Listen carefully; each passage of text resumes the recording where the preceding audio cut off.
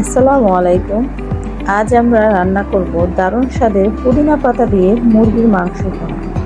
ঘরোয়া উপকরণ আর সহজ পদ্ধতিতে তৈরি এই রেসিপি আপনার পরিবারের মন জয় করে নেবে। ঝাল, মশলাদার আর পারফেক্ট ভুনা স্বাদের জন্য পুরো ভিডিওটি দেখুন আর শিখে নিন ধাপে ধাপে রান্নার কৌশল। চলুন শুরু করি আজকের স্পেশাল পুদিনা পাতা দিয়ে মুরগির মাংস ভুনা। প্রথমে মাংস ভালোভাবে ধুয়ে নিতে হবে।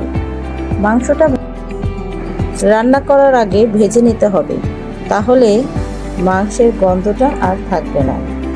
এখন একটু হলুদ এবং মরিচের গুঁড়া, লবণ দিয়ে মাংসটি ভালোভাবে মাখিয়ে নিতে হবে।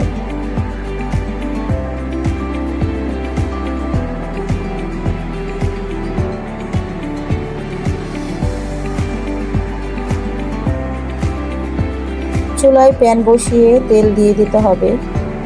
তেল গরম হয়ে আসলে মাখানো মাংসগুলো সব দিয়ে দিতে হবে।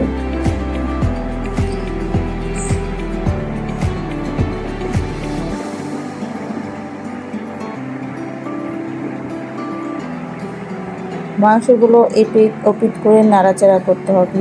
কিছুক্ষণ অপেক্ষা করার পর যখন দেখব মাংস দিয়ে তেল ছেড়ে দিয়েছে, তখনই বুঝবো মাংস ভাজা হয়ে গিয়েছে। এখন চুলায় কড়াই দিয়ে দিতে হবে। কড়াই গরম হয়ে আসলে তাতে পরিমাণ মতো তেল দিয়ে দিতে হবে। তেল গরম হয়ে আসলে পরিমাণ মতো পেঁয়াজ কুচি দিয়ে দিতে হবে।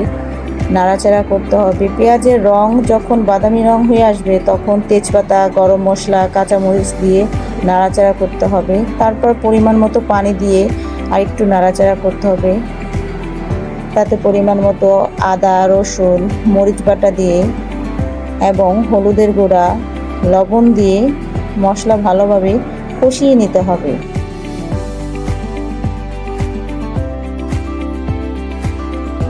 তো লবণ, হলুদের গুঁড়া, জিরার গুঁড়া এবং পানি দিয়ে দিতে হবে।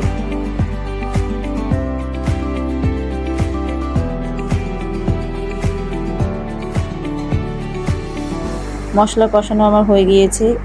এখন এখানে আমার ভাজা মাংসগুলো দিয়ে ভালোভাবে নাড়াচাড়া করতে থাকবো।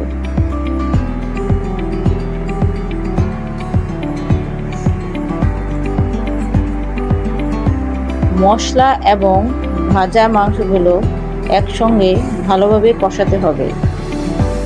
মাংস যত কষানো হবে তত মাংস সুস্বাদু হবে। আমার মাংস কষানো হয়ে গিয়েছে। এখন পরিমাণ মতো পানি দিয়ে ঢাকনা দিয়ে ঢেকে দিতে হবে।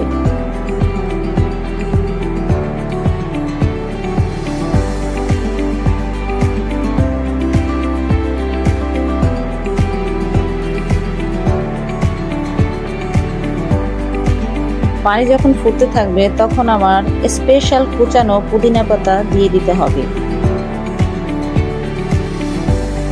এখানে অনেকে চাইলে পুদিনা পাতা পেস্ট করে দিয়ে দিতে পারেন। আমার ব্যক্তিগত পছন্দ, আমি পুদিনা পাতা কুচিয়ে দিয়েছি যাতে ভালো একটা ফ্লেভার আসে। এখন অপেক্ষার পালা সুস্বাদু পুদিনা পাতা দিয়ে মুরগির মাংস রান্না।